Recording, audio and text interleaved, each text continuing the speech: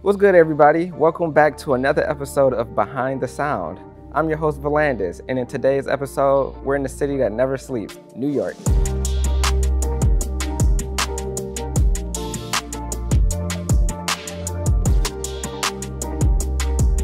All right, cool. So I'm super excited to find out which artists from Epidemic Sound we're gonna be meeting up with today. So let's see what we got here. All right, now we got Lord Ito. Says here that he is a Bronx native and can recite all the words to Indiana Jones' The Last Crusade. Also, says here that he once played drums in a hardcore metal band and low-key loves Miley Cyrus. Well, it's not really low-key no more, my boy, but we gonna see. So let's check out some of Lord Ito's music. I'm excited.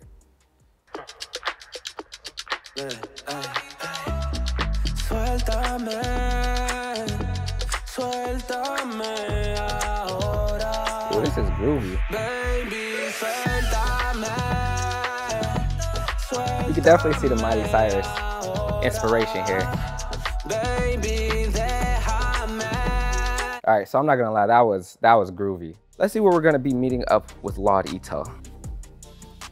Jolene's Restaurant in NoHo. Let's go meet up with Lord Ito.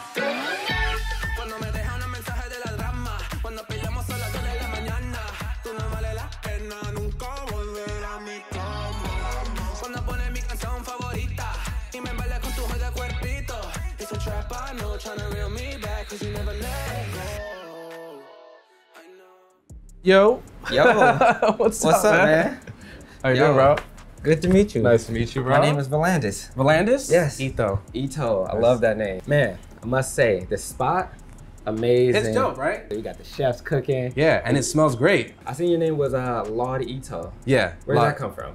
So Ito, just the word Ito comes from, it's like Spanish culture, like Puerto Rican culture. They put Ito at the end of every name. So my name is Miguel, so they put like Miguelito, Juanito, Cristianito, like. A little spice. Right, you know what I'm saying? And because I'm such an Anderson .Paak fan, he's like, yes, Lord! So it's just like Lord Ito, and I kind of put them together. Oh, I love that. I love that. That's how that name came about. Can I be like Volandito? Volandito, there you go. Yeah, Puerto Rican. You feel me? I love that. I love that. Are you from around here? Born and raised in New York. I was born and Okay. raised in the Bronx. I lived there until I was about like 11, 12, and then I moved to Jersey, and then I lived in Newark for most of my life. Does where you're from kind of inspire like where you're? It's funny because people have asked me that question. They're like, oh, did the Bronx and like being around like, you know, hip hop and Puerto Rican culture and like salsa and all this kind of music, did that inspire you? And I was like, no, because my big sister was a big part of my life musically. Okay. So she put me on to like Rage Against the Machine, Green Day, Kings of Leon, a lot of 80s music as well. For sure. And I didn't really appreciate music that I grew up around, like salsa, Afro-Caribbean music, hip hop, jazz, all that stuff, until I went to college. Okay. And that's kind of like when I started studying music, and I was like, oh, this is why this music is so poppin', because this and this and that, and I incorporated it into like my own music. Nice. We got cards. Oh, this is great. Okay. This is like a crazy ass blind date, bro. This is great. Just tell me about your story. Who are you and how did you get into making music? I know we covered that a little bit, so you can kind of just touch on what we already talked about. How did I get into making music? Well, before I was doing music at all, I was doing, I was studying, after I dropped out of college like 3 times, I was studying. No way, 3 times? Yeah. Only thing I could do at 17, 18 was like go to college and live in my mom's house. So it was like, go to college. And I just hated it and I just dropped out after like a semester, waited like a year, just worked. And then I went to another community college, hated it. Eventually, I joined like a rock band. No way. So it was like a hardcore metal band that I was playing drums for. It was a weird time. It was around that time that like hardcore music was really big, especially like in New Jersey. Like 2012, 2013, 11, like all that stuff. And then ever since then, I was like, screw archaeology, anthropology. I'm gonna become a rock star.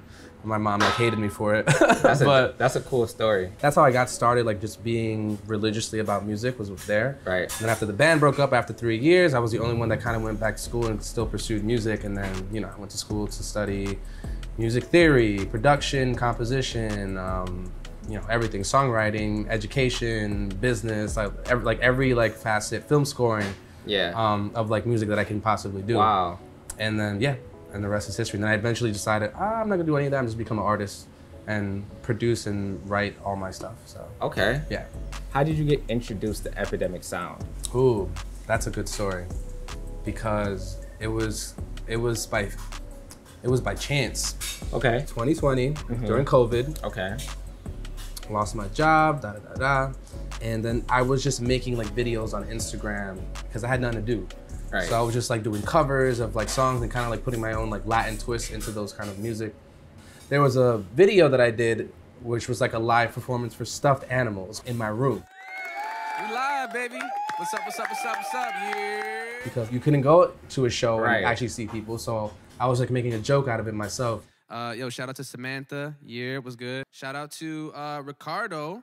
What's up, man? Where's my $20? No? All right. Yeah, it was July. What a surprise. Maybe like a week or two after that, I get a DM on Instagram from some guy named Reiko. So shout out to Reiko. He's the homie. He's this artist, super dope artist from Miami. And he saw that video, and then he messaged me. He was like, yo, I love the vibes. I love your charisma and all this stuff. And you know, I was like, cool, thanks, whatever. And then I get an email from him.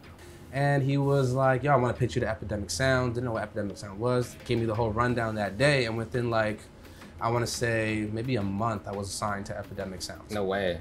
And then it changed my whole life, because at that point in my life when he reached out, it was like maybe August. I was like living in my car. I had no job. I was like doing just music, just full time, like just trying to like make something happen.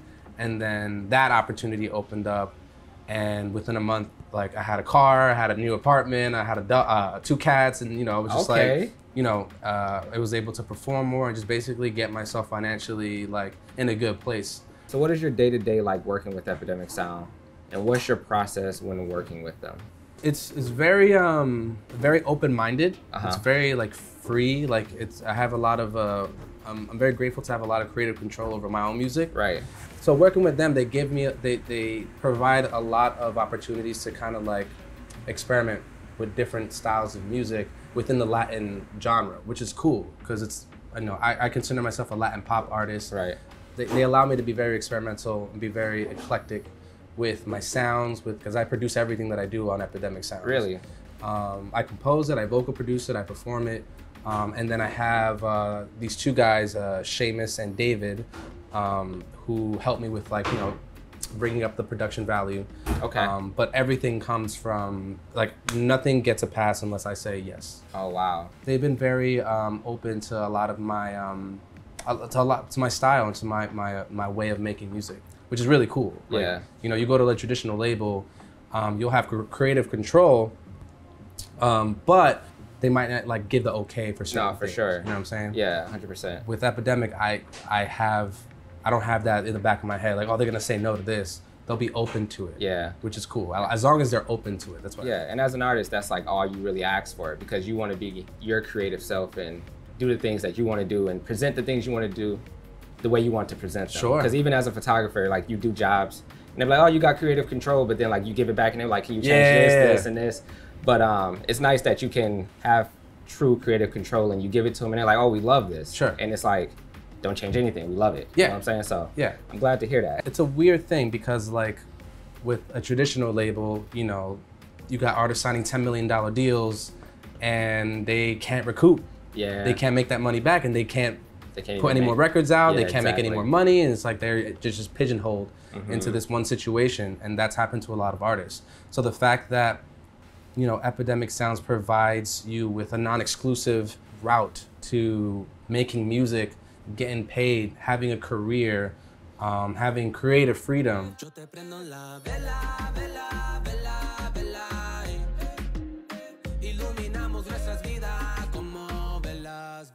I think it's like a dream for a lot of local artists, because a lot of local artists aren't making any money. You know, they're not getting paid as much as they would want to for their art. And I think that Epidemic respects the fact that artists need to have a career, they need to have financial stability, and they, you know, based on their performance and their whatever they're able to like provide. I'm very grateful that I get to make a living just making music. Like, I'm able to put food in my fridge just by making music. That's something that I love. Yeah, I love to hear that. Yeah. Yeah, Epidemic Sound's making a lot of a lot of impact for a lot of people, even people who aren't even music artists, like myself. Yeah, definitely, man. Can't wait to hear some more of your story. Yeah, absolutely. You want to get out of here, roll around the city a little bit? Maybe we come back later, listen to some of your music. Of course, I could start like yodeling when we come back and shit. I'm down for anything, bro. I'm down for anything. In Spanish? Yeah. But let's get up out of here. All right, let's go. Let's go. Oh, look at that doggy. How tall are you? I'm 6 foot. Jeez. How tall are you? 5'6". It's not bad. That was short. How does it feel like being like a short person in this world? I embrace it, bro. You know what I'm saying? A lot of short people are insecure about their height. I embrace it. Ain't nothing I can do about it. I didn't ask. It's not like I walked into into the height store and was like, I'm gonna take 5'6". You know what I'm saying? So it is what it is. I don't care really. I'm not insecure about it. I'm short. That's good. That's good. As long as, because I feel like short people survive longer than tall people. What? What was your proudest moment in your music career? My proudest moment in my music career, when I was able to know that I didn't have to like go hungry anymore. That was like my biggest thing, you know, because like I was living in a car for 3 months and I was just like struggling a lot and have a job. I was like really just, we're just going through it. Yeah, for sure. Yeah, man. So I think when I got to a point where I was able to just kind of like put food in my own table and then also help my family kind of put food on their table as well in any way that I can. I think that to me was kind of like, in a sense, I did kind of like make it because I'm still doing what I love and I'm able to do. I don't have to worry about a lot of other things that I used to worry about anymore. 100%. Also coming from an environment like that and not being able to have much. Yeah. Even having a little is a large accomplishment. Yeah, man. Like people be surprised, like me and my family, we lived when we moved to Newark, we lived in a 1-bedroom studio in Newark, in the hood, in the projects, North Park Ave. Yes, sir. Right there. I know the vibes. And yeah, man, it was just me and my 2 little brothers, my sister, my mom, my dad at the time, and we were just all in the studio. Me and my brothers all slept in the living room, and mom, we were just all in like one place. Yeah. And we did that for like a couple months and stuff. So you'd be surprised, man. Like, there's a lot of stuff that we got to be grateful for. So that's definitely one of them. Just having food, being able to eat. As simple as it. Just trying to eat. So you play? I play today. All right, let's get it. Let's go. So when writing a song, what comes first to you? The music or the lyrics? I guess it would have to be, okay, so when I write music at the beginning, I always write the melody first. Like I'll get like a song with like a beat or something like that. I'll always go write the melody first. And it's weird even too, like, cause I'm a bilingual artist, so I write in English and Spanish. Yeah. So the way I do that is like a lot of the times, because English is my first language and then Spanish, really? I would make my music English, write them down in English as far as the lyrics go, and then translate it into Spanish. So you learned Spanish after English? Yeah. Was that hard? I actually learned Spanish first as my first language, but then because I went to like ESL, like all that stuff, it basically erased Spanish from my existence, and I just started speaking English. So you kind of just like forgot it, then had to relearn it? And I had to like relearn it. Yeah. Wow. So, and then like that's how I write. I have to translate everything that I do and try to make it sound cool, that it fits with the beat and stuff. So you're very fluent in Spanish? Sí. Sí? Señor. Okay, well. That was really bad. I apologize to all the Spanish people, Latin American people. I apologize. My bad, Mom. But anyway, before we get kicked off this chessboard, we're not even supposed to be here. Yeah, let's get out here before we get yelled at. Yo, for real. Also, I won. That's what? Let's go.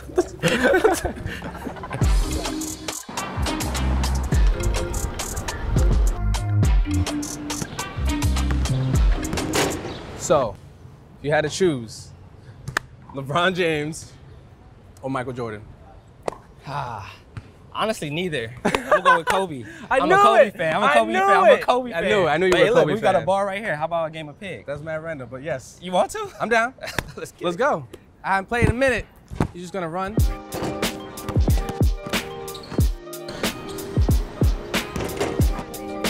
That's going in. All right, so question for you. Go ahead. What do you think your music says about you? What do I think my music says about me? Wow, get right here. What do I think my music says about me? I think I speak like, I don't know. I want to be very inclusive in my music. Okay.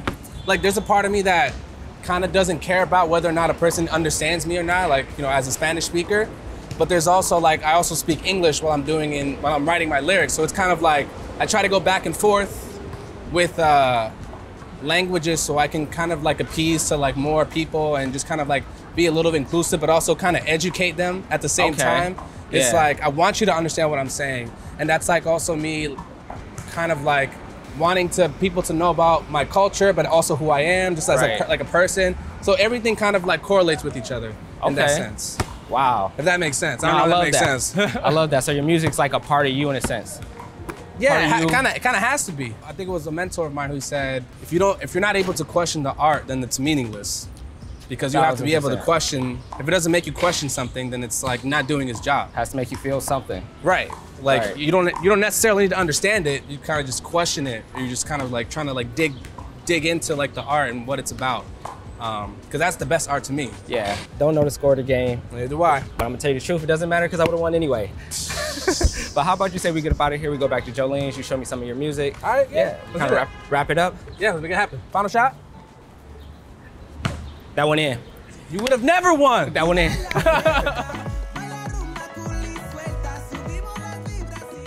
That was great, bro. That was amazing. I had a good ass time. Ito, it was great getting to know you, your story, Thank you, where man. the music comes from, your background, how you got into everything. Yeah. Amazing. You're a great hang, man. Man. Yeah. Could say the same about you. Good Next vibes. time we need to get you interviewing me, you know what I'm saying? I'll go to Detroit. You feel me? But yeah, man, excited to hear some of the music that you promised us earlier. So Yes, sir. man, let's get to it. Sure. So this is a song that I released with Epidemic earlier this year. It's the first one that I released for 2022.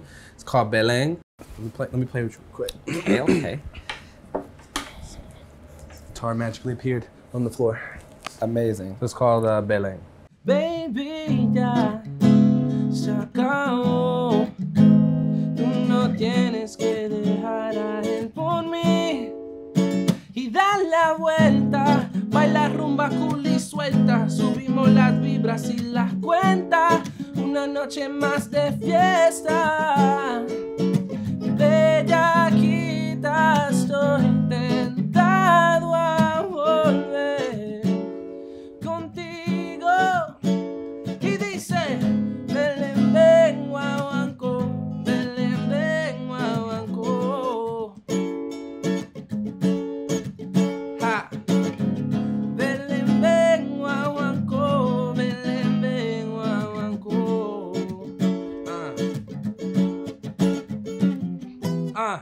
Fumando mucho sabiduría con el bendición de la vida tan libre. Contigo en la montaña cuando me baña en el espíritu de tus labios. Dulce de mi caña, tierra de mi vida.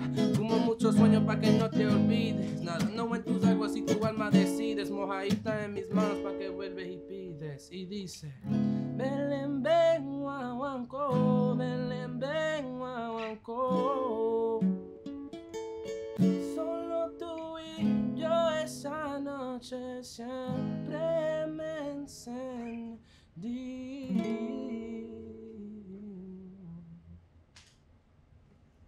Was it? I didn't see you guys there.